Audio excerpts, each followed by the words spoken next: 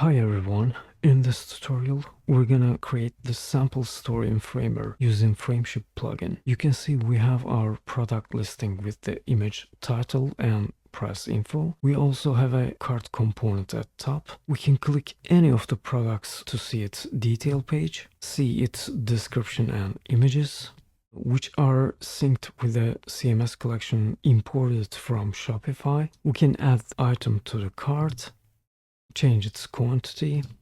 We can go back to home screen and check another item and add it to cart too.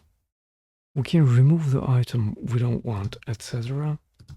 Basically any function you would expect on an e-commerce site. You can find the link for the starter file if you want to follow along, and the discount code for the plugin in the description, by the way. So let's get started. First, I will reopen the last opened plugin, which is Frameship, with Command-Alt-P shortcut. Then in the first screen, I will click Get Started. Then with Continue, I will pick Designer. You can select other user types like store owner, agency, other, etc. as you see for a tailored experience. Then I will click Continue again and select Start from Scratch, use Demo Store, and that's it. We connected Demo Shopify Store to our file. We should also see a code override added to our file. You can see in the assets panel, there is an examples file. If you need to connect an existing store, you can check the link in the description to watch the tutorial that demonstrates it. Now that we established a connection to the demo store, I will click CMS button at top. Then in the CMS screen, I will click Plugins and select Frameship. And I will name my collection My Store. Then I'm gonna click Sync Products in the model opened.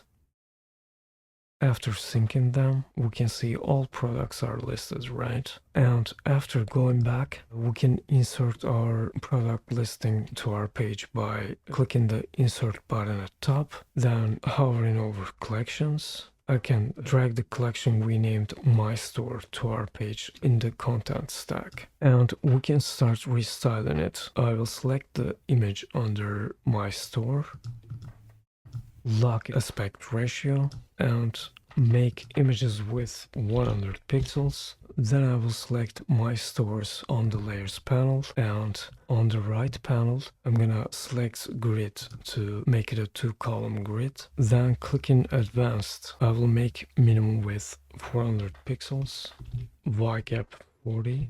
Then I will select My Store, make the gap 28. To increase the space between the product image and the title. Now let's add the product detail page. Under Pages tab, I will click the plus next to Pages, and hovering over New CMS page, I'm gonna point My Store and select Detail page. Now you can see we pulled the product detail data from the Shopify. Before styling it, let's add the link from the product listing. So I'm gonna go back to homepage. If we preview, you can see right now we don't have any links from the product listing to the detail page. So I will select My Store in the Layers panel to link the whole stack. And under Link on the right panel, I will click the input box and select My Store /slug. Let's preview again. Now you can see, refreshing the preview, if I click any product, we can see its detail page, right? Since this tutorial is just for a quick demonstration and not a finished e-commerce site, let's quickly style the detail page. After going to My Store pages, I will select product title in the detail page, make its color turquoise from my color styles, and I will delete all the text info except the title, select description at the very bottom, and carry it to top under the title. Now, one more thing that I'll do is, as you see, since we have 4 images in this product page, and the default detail page has 6 image placeholders. The last 2 image boxes are visible, although we don't have any images set. So what we need to do is, if you are familiar with Framer CMS, I'm sure you already know this, but we're gonna control each image's visibility with a conditional statement to make sure the placeholder is not visible if the product doesn't have an image that's set for that box. To do that, I will select the first image, then under Styles on the right panel, I will click Visible and hover over Set Variable, then image 1 is set.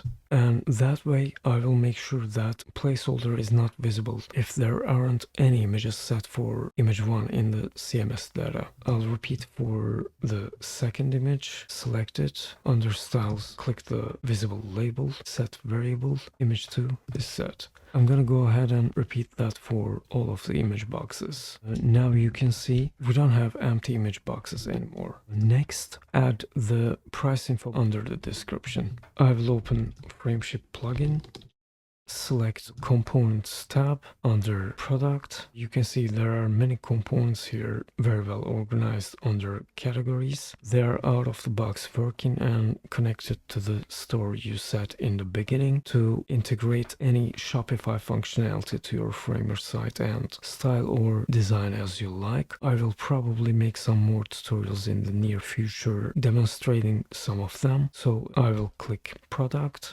and then Price, then Insert Component, select the first variant info label under the stack price and make its color turquoise. From my color styles, we don't need the second variant info label since I guess it shows old price when there is a discount, etc. to compare. So let's keep it simple for this example and hide it for now. And I will carry the price below the description, making its width fit content. And we also need to attach the price to the Shopify data, right? So while the variant info label component that shows the price is selected, I'm gonna click Shopify data label under the variant info label component properties and hovering over set variables, I'm gonna select Shopify data. Now we can see the actual price of the product. We can even switch the product at top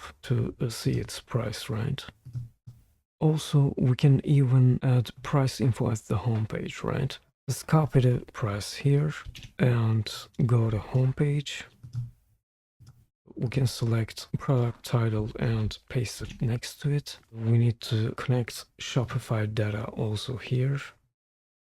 And you can see prices are updated and we can make it size 16. Let's also place an add to cart button. So I will go to product detail page. After opening Frameship plugin, I will click components, then product, and then add to cart button, then insert component. Then I will place it under product description, like also indicated in the insert frames tutorial. Again, you can find its link in the description below. Whenever there's an option of a component that says Shopify data, we should connect that component to it. So I'm gonna do that also, or add to cart button, to make the component dynamic. Let's quickly style the button. So I'm gonna click styling and make background color dark blue from my color styles and text color lightest.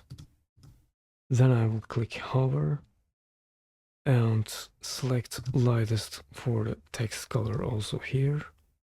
And for hover background color, I'm gonna select dark blue too.